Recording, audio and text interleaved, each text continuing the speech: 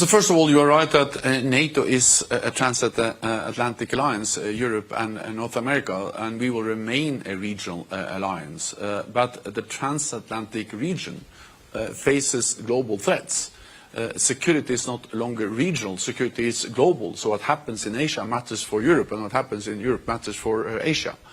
And therefore, of course, we don't regard China as an adversary, but China's heavy investments in modern military capabilities, including more and more advanced nuclear weapons. Yes, they have to defend themselves against organizations like yours.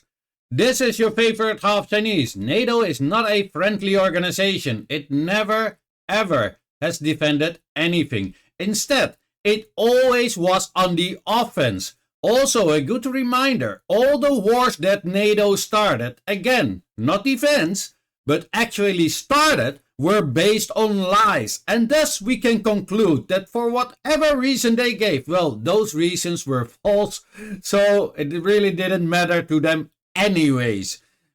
So what was it, what they wanted? Well, a simple answer, supremacy.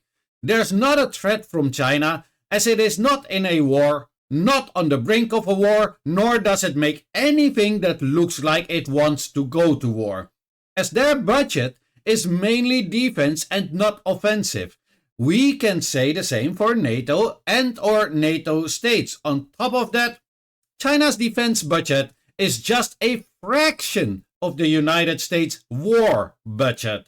And China's has 4 to 5 times bigger population and also has a bigger landmass it has to defend against organizations like that. So one should not ask why China is spending more on its defense while being a peaceful nation. One should ask why is the United States the most aggressive empire in the world since 1950, expanding its already huge budget. That is the real question we should ask. And whether we should contain the most peaceful superpower in the world or the most aggressive empire in the world. That is something I would like you to write in the comment section. But please keep it respectful. We are not savages, unlike some others.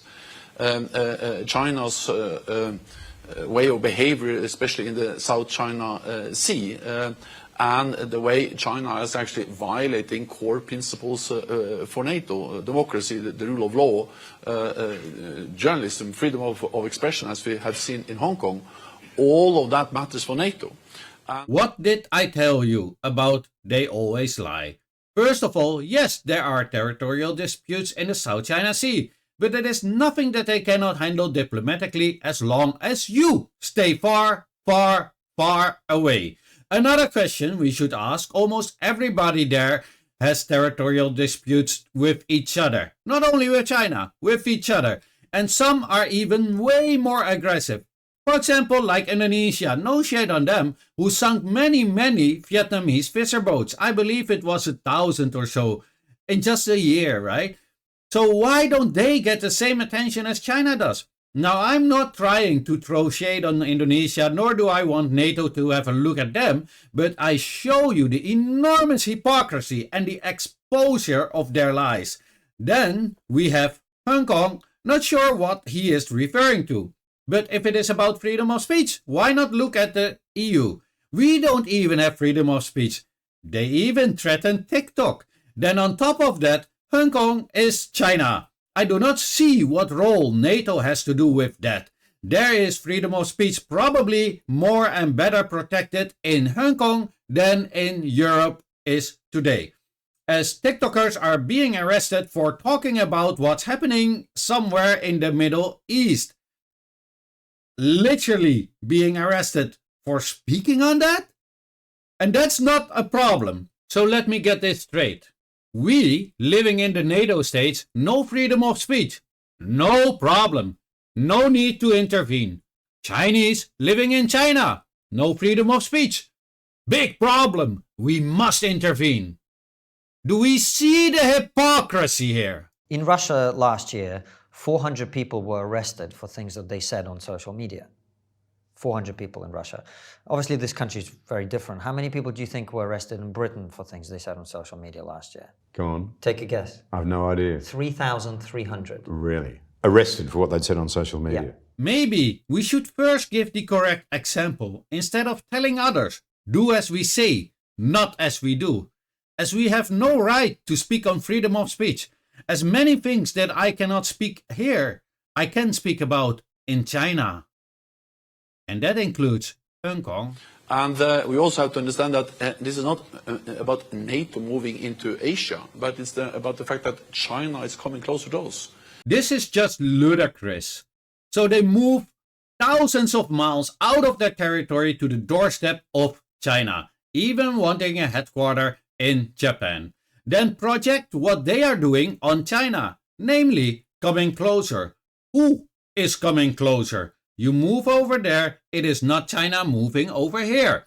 It is indeed NATO moving closer, threatening the sovereignty of the People's Republic of China, not the other way around. What did I tell you about the lies? But let's see what more he had to explain about that. We see them in Africa, we see them in the Arctic, we see them trying to control a critical infrastructure. Not so many years ago, I had a big discussion about 5G. And many allies said this is only a commercial issue. No, it's also an issue about our security. More ridiculousness.